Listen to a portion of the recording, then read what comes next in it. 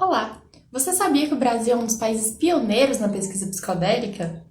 Meu nome é Priscila Praud, eu sou psicóloga, psiconauta, e nesse vídeo eu vou falar sobre algumas pesquisas realizadas por aqui, principalmente com a ayahuasca. Mas é importante também deixar claro que aqui a gente também tem alguns estudos com a ibogaína e tivemos também o primeiro estudo com MDMA para tratamento de estresse pós-traumático, cuja publicação deve sair em breve.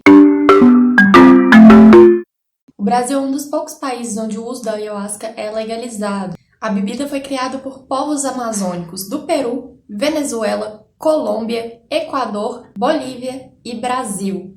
Seu uso tradicional, ritualístico, xamânico, é feito por povos como Xibibo, no Peru, e Runicuim, no Brasil, dentre muitos outros povos indígenas. Na década de 30, ela passou a ser usada por pequenos grupos de não indígenas e desde a década de 80, religiões que consagram a ayahuasca em seus rituais, como a união do vegetal, o santo daime, a barquinha e até outras variações como o umbandaime, vêm se espalhando nos centros urbanos brasileiros. Em 1987, o uso ritualístico da ayahuasca foi reconhecido pelo Estado brasileiro e isso abriu portas para o estudo científico dessa bebida, que infelizmente é proibida em tantos outros países. E aí eu vou aproveitar para frisar aqui o quanto que o proibicionismo atrapalha o desenvolvimento científico. O estudo de substâncias que alteram a consciência é muito importante para a gente entender, primeiro, o funcionamento da própria consciência e, segundo, para desenvolver práticas de saúde mais efetivas, mais eficazes. Tendo dito isso, eu vou falar sobre algumas pesquisas bem interessantes que têm sido feitas por aqui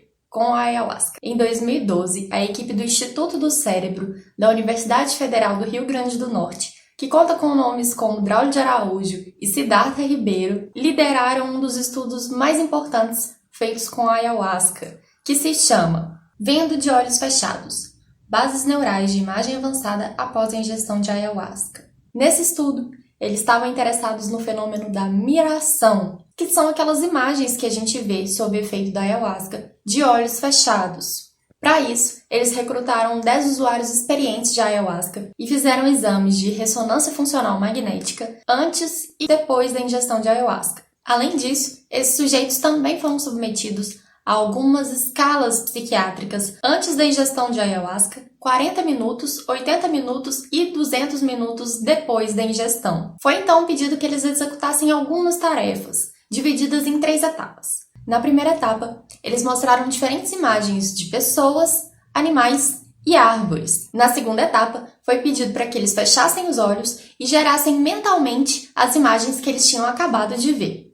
E na terceira etapa, eles mostraram as mesmas imagens, mas dessa vez com os pixels todos misturados, não dá para identificar aquela imagem. Mas eles fizeram isso para servir de base para a análise dos dados. E os resultados nos quais eles chegaram demonstram que a ayahuasca ativa as mesmas regiões visuais primárias do nosso cérebro, de olhos fechados, de maneira muito semelhante ao que acontece quando a gente está enxergando de olhos abertos. Por isso, inclusive, o título dessa pesquisa ser Vendo de Olhos Fechados. A ayahuasca produz também um aumento robusto na ativação de várias áreas relacionadas à visão, memória, intenção, memória de trabalho, processamento de informação de fontes internas ao indivíduo e imaginação prospectiva e intencional, ou seja, imaginar intencionalmente o futuro. Através desses exames de neuroimagem, então, eles chegaram à conclusão de que a experiência com a ayahuasca realmente tem um componente de realidade interna, que é algo que a gente confirma na prática. Realmente são experiências muito reais. O segundo estudo que eu quero trazer hoje foi publicado em 2019, também pela equipe do Instituto do Cérebro, que foi o primeiro estudo randomizado, duplo cego, do mundo, testando uma substância psicodélica, no caso a ayahuasca, no tratamento de depressão resistente. Até então, esse tipo de estudo só tinha sido feito com a ketamina, que não é um psicodélico clássico, ou seja, ela não age através dos receptores serotoninérgicos, e sim nos receptores NMDA. Uma coisa muito interessante sobre a ayahuasca é que ela é uma bebida bem complexa.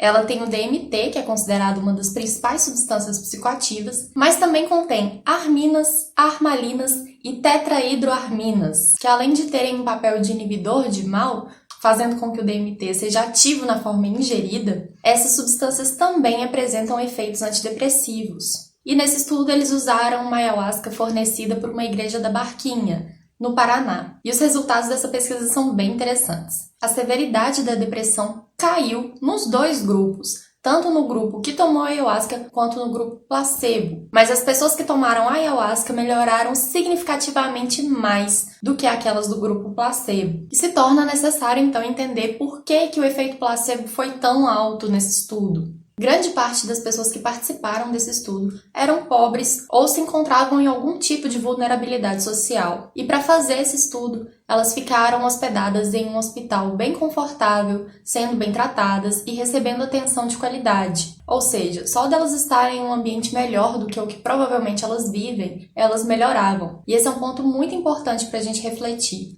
Não tem como pensar em promoção da saúde mental de fato sem melhorar as condições sociais e culturais do meio onde a gente vive, principalmente no Brasil, que é um país com uma desigualdade social absurda. E o que eles encontraram então nesses exames de imagem? Eles identificaram um aumento no fluxo sanguíneo em áreas cerebrais ligadas à regulação de humor e emoções, como o núcleo accumbens esquerdo, a ínsula direita e a área subgenual esquerda. E a atividade da rede de modo neural padrão, conhecida também como DMN, que é hiperativa em pessoas com depressão, também foi reduzida. Na entrevista que eu fiz com o Rafael Cossenza, ele explica um pouco melhor sobre o que é essa rede de modo neural padrão. E um outro estudo que eu só vou citar aqui, não vou entrar em detalhes, chegou a resultados semelhantes aos da pesquisa com psilocibina feita pelo Imperial College, através dos quais eles elaboraram a teoria do cérebro entrópico, sobre a qual eu falei no meu penúltimo vídeo. Resumindo muito, então, a equipe identificou que os padrões nas redes neurais se mostraram menos rígidos, ou seja, se mostraram em estado mais entrópico, mais amplamente distribuídos sob o efeito da ayahuasca do que nos estados ordinários de consciência. Bom, e para finalizar, eu gostaria de dizer que em tempos de crises tão profundas como essas pelas quais a gente está passando,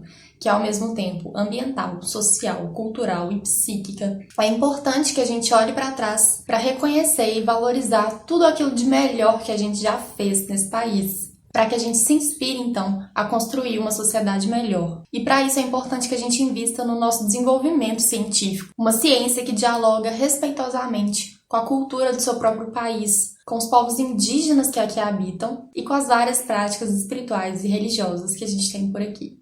Como nos lembra Siddhartha Ribeiro no seu livro O Oráculo da Noite, muitas vezes os povos tradicionais indígenas têm um conhecimento muito mais refinado sobre o mundo interno, sobre esse mundo dos símbolos, dos sonhos e do inconsciente, além também de terem um conhecimento ancestral sobre plantas medicinais e psicoativas e também de construção de site setting para o uso dessas substâncias. Isso é de um valor inestimável para a psicologia, para a psiquiatria, para as ciências sociais, para a área da educação, da antropologia e para tantas outras áreas das ciências humanas, que principalmente nesses tempos de crise deveriam ser mais valorizadas, tendo em vista que a gente precisa compreender e transformar a maneira como nós estamos no mundo, como nós nos relacionamos com as outras pessoas e com as outras espécies que habitam esse planeta. A cooperação multicultural no desenvolvimento da ciência e das práticas de saúde pode ser um grande diferencial da pesquisa brasileira, algo de muito genuíno no nosso fazer científico. E quando eu digo cooperação multicultural, é cooperação mesmo. É uma relação ganha-ganha e não aquela prática vergonhosa de roubar conhecimento indígena e não dar nada em troca, ou dar coisas muito ruins em troca. A inovação depende de diversidade e criatividade, e isso é algo que a gente tem de sobra no nosso país.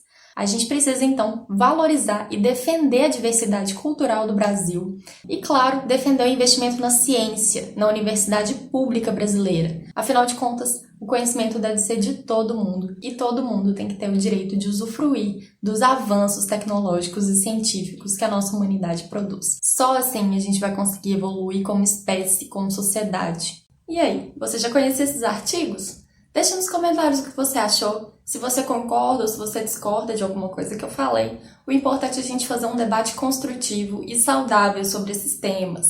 Se você gostou do vídeo, deixa um like, compartilha, se inscreve no canal se você ainda não é inscrito e me segue nas redes sociais, no Instagram e no Facebook, Psilocibina. Muito obrigada pela sua atenção. Até a próxima!